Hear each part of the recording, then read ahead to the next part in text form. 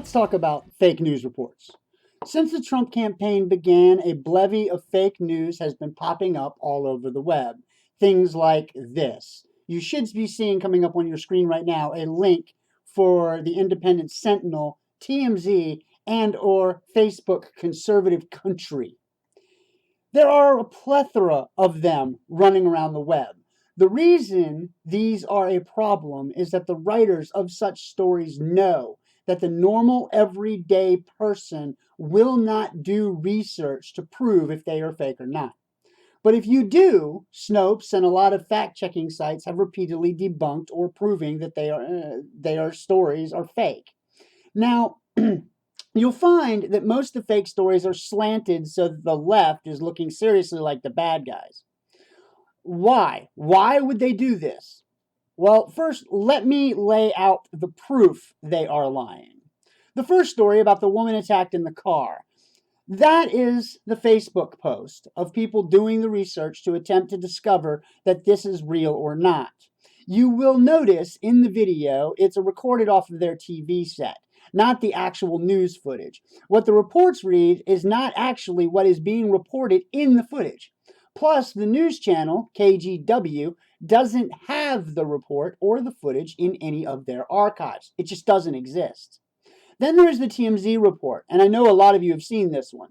White man beaten for voting Trump. Yeah, it happened, but not why the report says. Go check the Snopes article out. They tell you in it that it was from a traffic altercation, and the people who were actually holding the camera screaming, "You voted for Trump, you voted for Trump," they weren't involved. They were screaming it to make you think that that's why the fight was happening, when that wasn't the reality. So it happened, but not why the report says. And lastly, the report of people being paid to protest. Below in the description, you will see the text version of these reports, where there is also all the links for all this proof that these didn't happen the way they said they did. And I'm trying desperately to not get angry over it, because I really don't want to believe that people are this stupid. But anyway, here we go. The list goes on and on. I mean, I could literally sit here all day, and in some cases I actually do, posting it's fake, it didn't happen, here's the proof. Yet repeatedly, people will fight me on it, and these morons will go out of their way to convince me that it did happen, despite all evidence to the contrary. So let's go back to that question of why. Why would they do this? To answer that, and there are a bunch of ways we could go, but let's stay with the simplest. They think you're stupid. They need people on their side. They need to convince people that what they are doing is just and true, that they are not the bad guys. They are the misunderstood good guys. Everyone else who is against them, they're the bad guys. But to do that, they need proof. So they just make it up. They take things that did happen and tell you that it happened because the people against them did it, when in fact there is no proof of this. But they think you are too stupid to look up the truth. They think you're lazy. They think you will just say, screw it, it's written, so it has to be the truth. Now, it's not just assaults. They do this with literally everything. They do it with everything from economy to protests. It sucks, but it's effective. It makes a need for people like me who will sit here and do the research for you to prove it. And at the same time, it poisons the water, or at least gives the illusion of it. People tend to believe the first news that they hear, and only then if it fits to the narrative they have built in their own mind. So the lie takes root. Then you, the normal person, do not want to change your view because you read it, so it has to be true. This is the main problem with both the election and the aftermath, and it's not internet newspapers that have been the main ones doing it. Breitbart turns out at least 5 fake stories a day. Everything that makes the claim that we are not racist, Obama is racist. To look, Trump, who has not even taken office yet and done anything yet, has made the economy great. All using the numbers from the economy that were the results of what Obama has done while in office.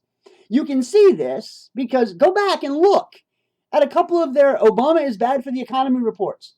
They did, and the fake numbers, as they called them, and the real numbers they claimed.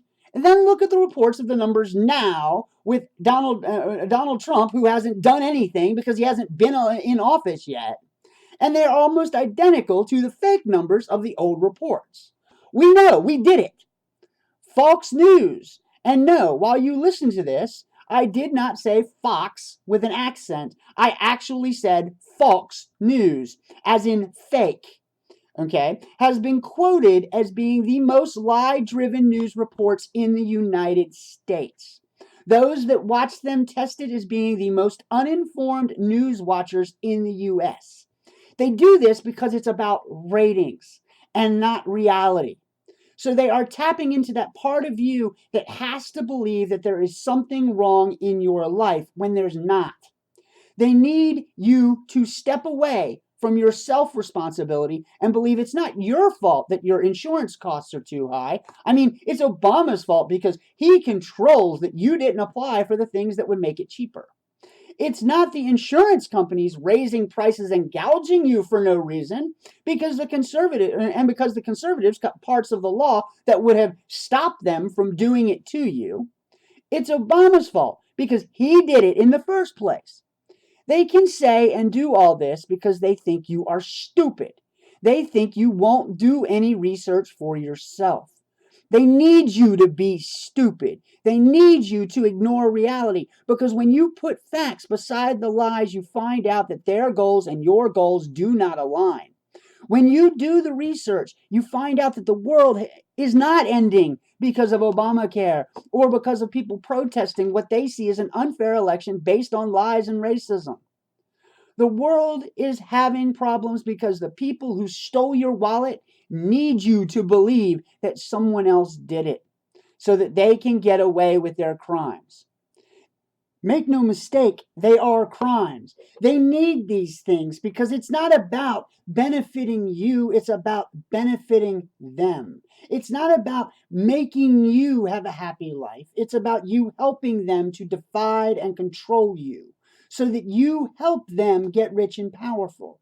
It's not about them making sure that you have food, health care, or a home. It's about them having 10 homes, all the food they want, and you to serve it to them on a silver platter. They need you to believe that socialism is bad, a system that is about all people sticking together to make sure that everyone has a fair chance at a good and happy life. Because while you're obsessing about a system that is named social and how it is hurting you, even though this is a complete lie, they can take your wallet faster than a gypsy practiced in the art of 7 bells. Because even if one is ringing, you don't hear it. You don't believe me? Fine. Do the research. Look up the truth of the stories on fact check sites like Snopes, PolitiFact, and a plethora of others out there. Prove me wrong. Come on here. Post your evidence from sites that have been rated to tell the truth and get it right most of the time. I look forward to it because even if I am proven wrong once in a while, they will be proven liars more often and you will finally hear the bells ringing in your ears and can stop the damage they have been convincing you to help them do. This has been Sean Hilton from Bastards for Liberalism. Remember to like and share our videos and posts, but most of all, remember to fact check everything we say in them. Know that we are telling you the truth, because maybe then we can survive the future.